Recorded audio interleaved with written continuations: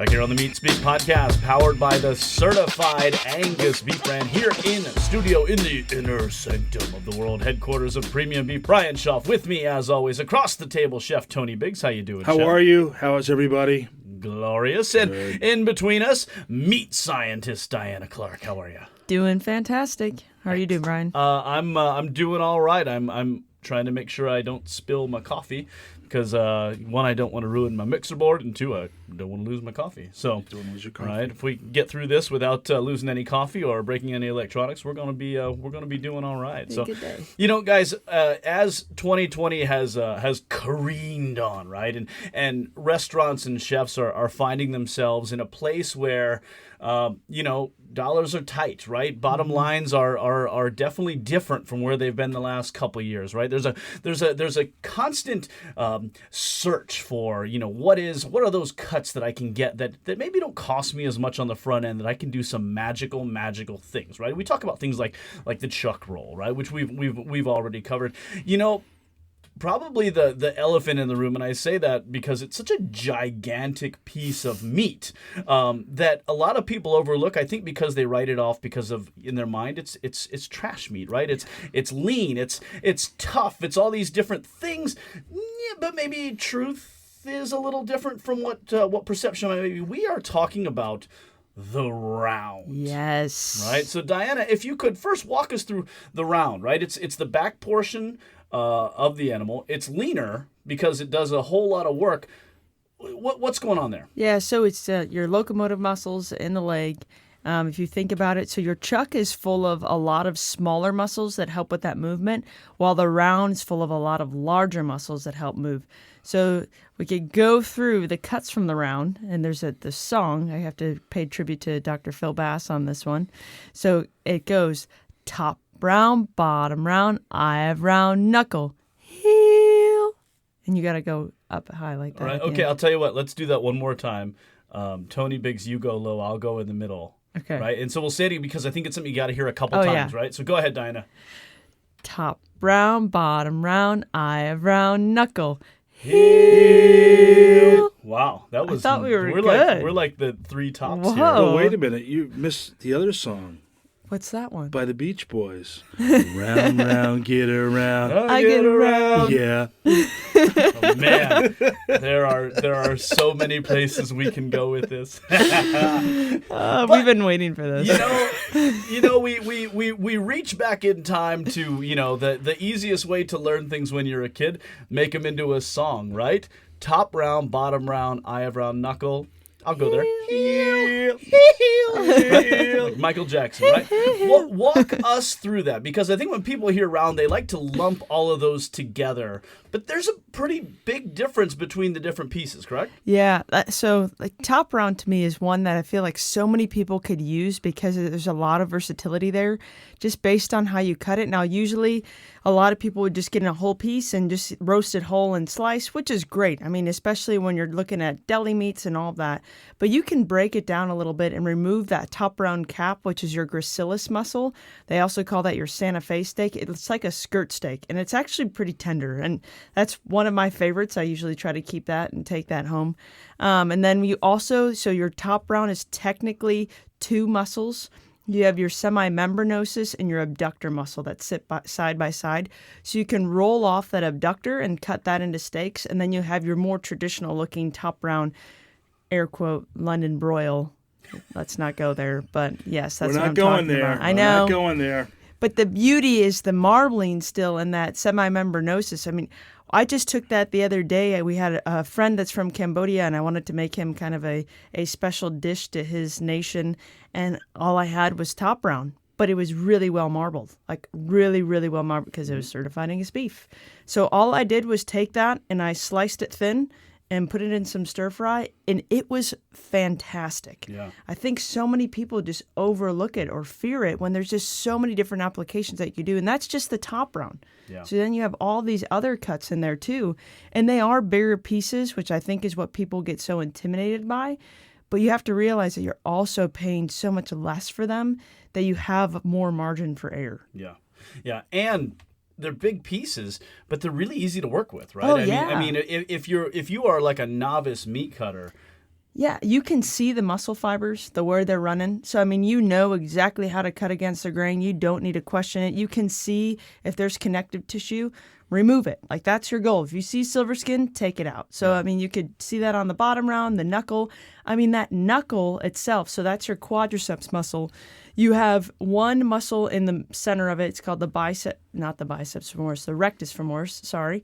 I was going to correct Rectus, you, but yeah. yeah. But that is actually a fairly tender cut when you seam that out. So there's so much potential within there that I think a lot of people forget. And then the beauty of the knuckle too, you take it, you smoke it, you shred it, you put it between two buns, and you get A sandwich. Not A just knuckle a sandwich. knuckle A sandwich. knuckle sandwich. Right. Come on, marketing is there and everything. Knuckle sandwich. Tony, you've played around with the knuckle. Oh, have I played with a knuckle? And I played with the steamship round, right? Yeah. So my first excursion with the steamship round was one Christmas at the Hyatt Savannah. And I decided that I was going to give my sous chef off, and we were expecting 1,000 covers that day, and Oh we my have gosh. this big giant rotisserie oven. So we do all our baking, and then we put all our roast in the oven. And lo and behold, it was my first day. I was nice enough to give him Christmas off, and I put the steamships in. And let's see, I put the pan in the wrong way. So when I opened up the rotisserie oven, all the steamships had flipped. Oh my Okay, gosh. and the only way now you have to understand there's a 350-degree oven with it's a rotating oven. The only way to get in is to actually stick your whole body, wrap yourself in a tablecloth, and have 75-year-old Mrs. Pearl hold your legs while I'm pulling out these steamships. Oh my god. Okay. Average weight being Average Yeah. weight 65 to 70 pounds. Yeah, that's okay, a with one heavy, arm, right? heavy And I'm piece. getting hot, okay, and I have to. Oh my Okay. gosh. But you know, those folks, they don't see what happens in the back, right? They don't see. It's like the duck paddling so hard, so smoothly on the surface of the water, and he is scampling as fast as he can underneath to get away from the shark, right? Okay, Oh that was my my goodness. that was a great story there. Yeah, that was my first Christmas at the Hyatt Savannah. Merry Christmas, but. Oh my gosh. I love. You want to say something? I love the steamship round. You Yeah. can do so much. On a serious note, you can stud it with garlic, rosemary. Brined it? Brine. Do you remember we did a corned beef steamship my first week here at the Certified Angus Beef? People thought I was crazy. We did a 30-day brine with the steamship. We roasted it, carved it. It was magical. Do you fantastic. remember this, Oh, Bryan? Oh, absolutely. Where did you brine it? Because just to find a vessel deep enough to brine an entire was it in the local city pool? No, so we right.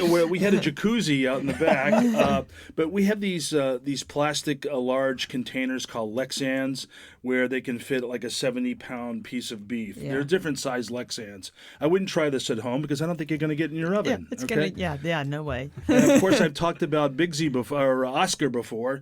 You know, after a brunch, we would take the bone home, give it to Oscar, and then we wouldn't see him for 3 days. Oscar's taken care of as well. He is. You know, we talk so much about all these kind of old-timey cuts that are making a come. You're seeing a lot of people making beef Wellingtons again, which really warms my heart. But steamship round is up there. It's one of those things that I think people forget about. Like, Yeah. They have forgotten. Yeah. They have forgotten. Yeah. And when buffets come back, but you know, history repeats itself. It's going to come back around. Yeah. It's very affordable. You know, Yeah. back in the 80s, 90s, when I was with the Hyatt hotels, you know, I could get a steamship round for $1.75 a pound. Dang. And so that could feed 200 folks. Yeah. And so it's magical. And really, the steamship came from why is it called steamship Yeah. round?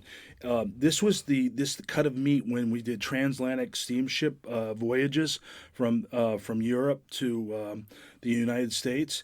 They would actually cook the steamship in the boiler room. Oh, no way. In the room where they're with all the coals. That's Okay. how the steamship No round kidding. came to fruition. That is crazy. how about that? Diana, walk us through what is a steamship round? It's a culmination of a lot of different pieces, right? Yeah, it's basically all of the cuts from the round. It's just cut a little bit further back. So you usually have your H bone on your round. That would be removed and cut closer back towards kind of the tip of that femur bone. And they want it to be perpendicular to the shank. So that way, if it's standing straight up in the air, you have that shank just going back. Now, they do usually remove the shank meat, so you kind of have a handle to hold on to that bone. In case it flips in your oven, you got something Yes. to pull it up. Absolutely. Yeah, It'd absolutely. be so hot. I can't even. Oh my Yeah, gosh. I mean, the worst. I wish I had a photo of this. Oh, I kind of With do Mrs. too. Pearl, she's our cafeteria cook, holding my legs. Oh my While gosh. I'm trying to reach these. There was like 6 of them in the oven. So yeah. Oh my gosh. But they were delicious, though, I bet. You know what? Right. That's the nobody beauty. Saw it. No, Right. that's the beauty of it, right? And you get degrees of doneness everywhere. Like you can have the rare, you can have the well done. Point. Yeah. Great point. Yeah, Diana, that is like probably the magical point. You have so many degrees of doneness there. We would put the steamship in the night before at about 200 degrees, and by 11 o'clock the next day, we have a perfectly cooked piece of meat. That's awesome. It cooks very low and slow, and like you said, you can get well done on the outside, and towards the bone, it's like medium rare to rare. It's just gorgeous. Yes. Yeah. Oh yeah. Yeah, Diana, let's spend some time on something. There's another podcast that is out there. It's entitled "Beef Cuts Secret Levels," and it's all about cuts that you can't necessarily order specifically. You have to order the entire piece. But one of the things we talked about was the Merlot and the Brayson, things that come out of the heel, right? Which comes out from the bottom round, right? So the heel actually just sits right on the back of the bottom round, so to speak. So when I say heel, it's actually, think of your calf muscle. So you usually can get that whole. You definitely can get it whole. That's a really heavy export item right now because it is one of those like your shank meat. I mean, it's one that does great in a pho or a broth or something of the sort. Just that gelatinous goodness that's within that cut. So you have that Brayson, which is that superficial digital flexor. That's just like a little lamb shank. Gorgeous piece of meat. I mean, it's like Jell-O when you cook it right. And then your Merlot sits right next to that, and it's just kind of a flat. It's almost the size of my hand, probably a little bit larger than that, but really, really dark red. That's how they get that color, that Merlot. And it's based off what it does in the body. That's why it has, it's got that darker color is because of how it's being utilized.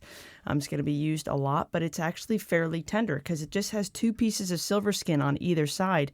And once you remove those, it's a great, great cut of meat. And it takes on a marinade, or I usually just salt and pepper it and love that piece. Keep it simple. And it's a steak from the round. Yeah. Right? From the round. Yeah, I mean, if that doesn't give you hope that there are more gems living here, right? And one of which is right next to it. I just made it, actually, a bottom round flat. Yeah, so I was just going to say, your bottom round flat, if you think about it, that's the exact same muscle as your culotte. So that's the bicep femoris there that just continues back. It's just a knife mark difference. So you have that thing that they usually call a rump roast, and that's the front end of that bottom round flat.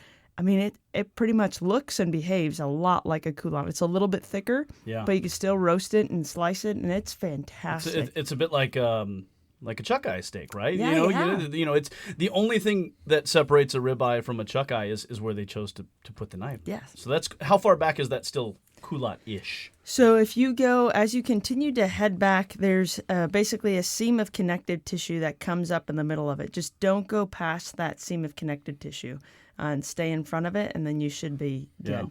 But the real question is, one of the party tricks of a culotte is when you cook it, it sort of puffs up like a football, right? Does this do the same thing? It still puffs. There you go. So if you like puff beef, there you go.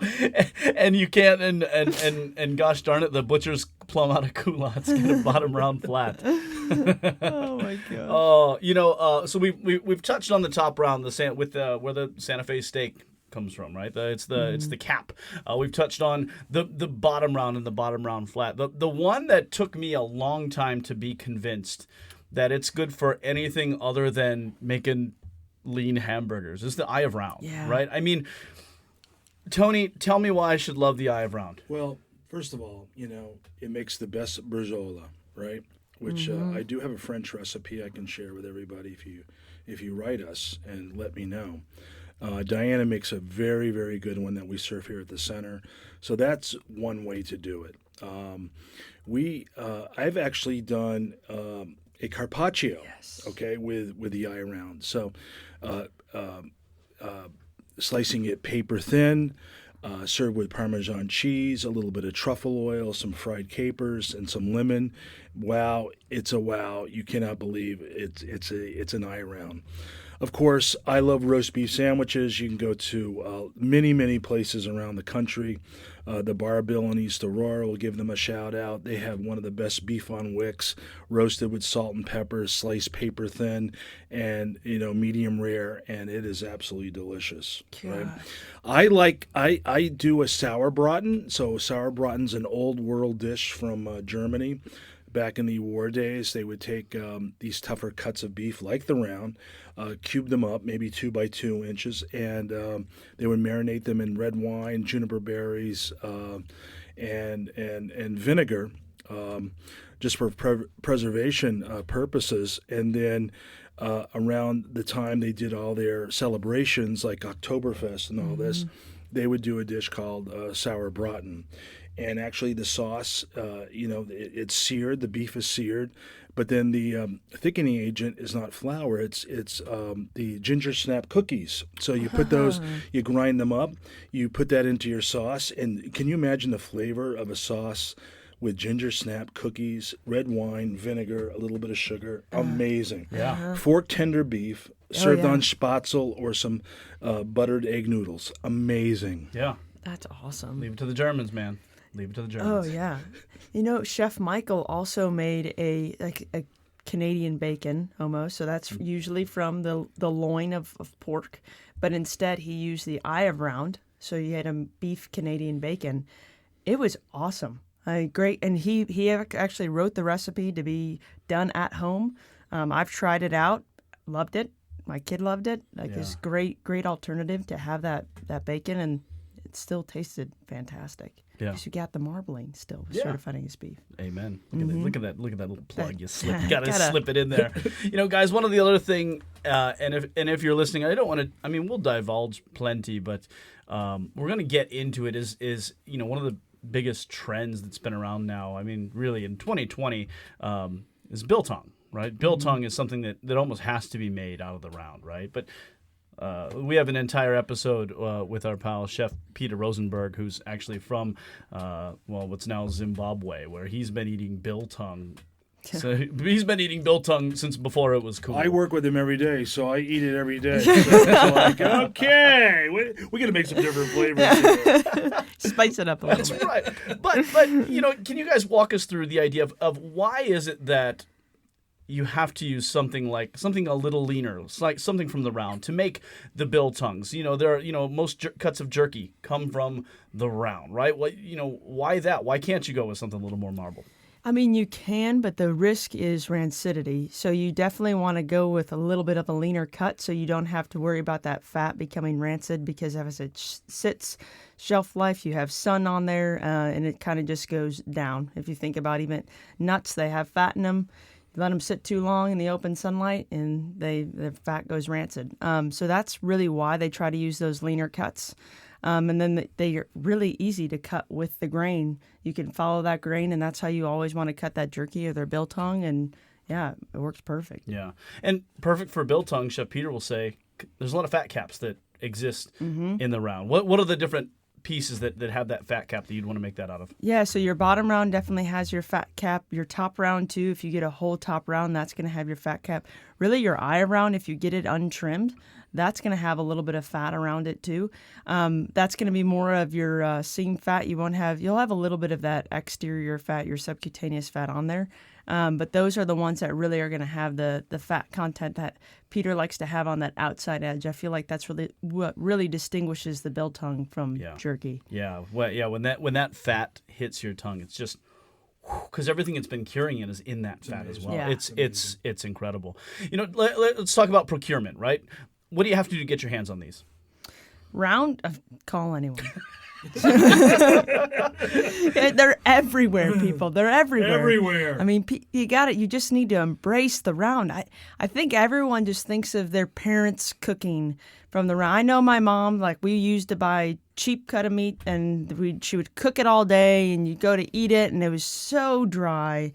Oh, and it's like, what is going on here? So you avoid the round because that's what you think in your head is that pot roast. But if you cook it right.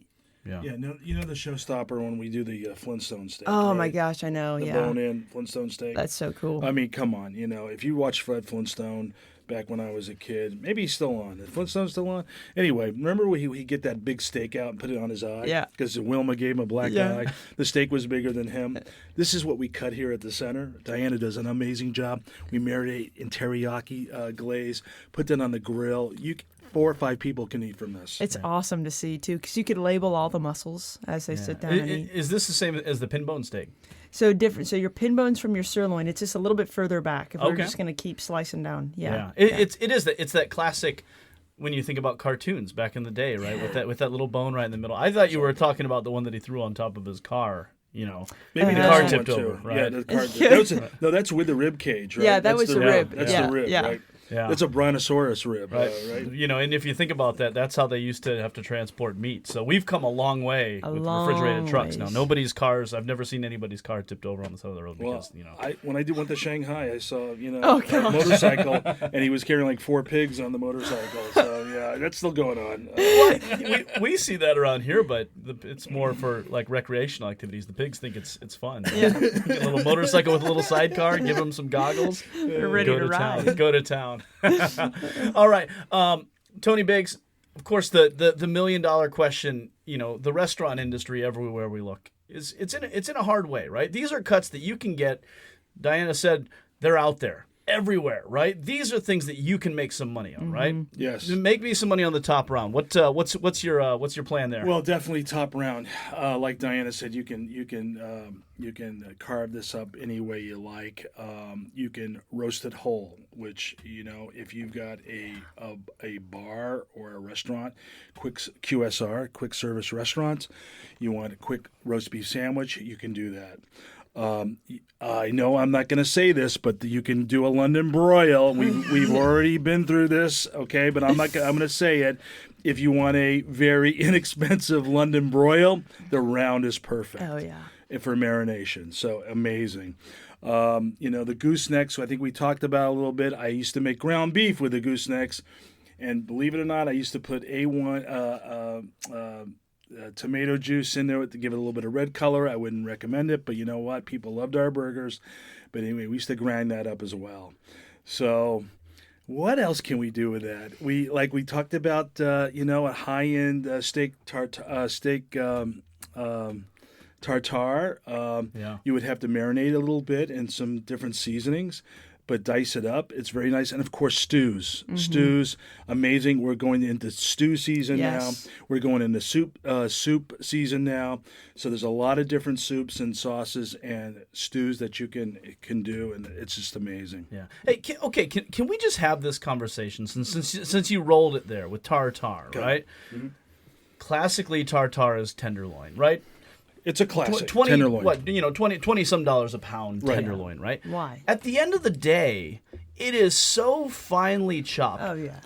From a science standpoint, is there any reason why you No. can't use something from the round? No, I would totally use the round. Always. Even like You- carpaccio, using the eye round, that exactly. makes so much more sense. Yeah.